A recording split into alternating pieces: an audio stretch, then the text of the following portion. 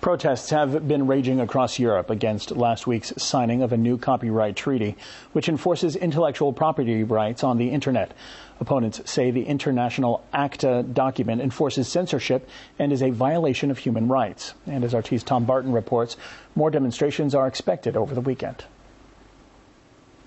The streets may be snowy, but here in Sweden the heat is being turned up in that most modern of political debates surrounding internet freedom. Protests have been called here in the capital as part of a wider reaction in Europe and the US against laws perceived to infringe on the public's access to the internet. The target this time, ACTA, the Anti-Counterfeiting Trade Agreement signed by countries around the world.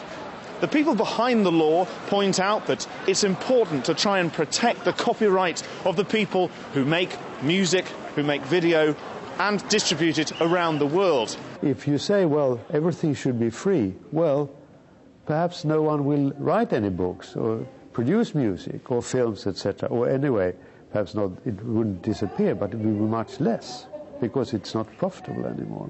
Those against it say it's a wolf in sheep's clothing, a way for governments to control their access to the internet, and that it was held in secret, that it was designed to be very punitive to those found breaching copyright rules.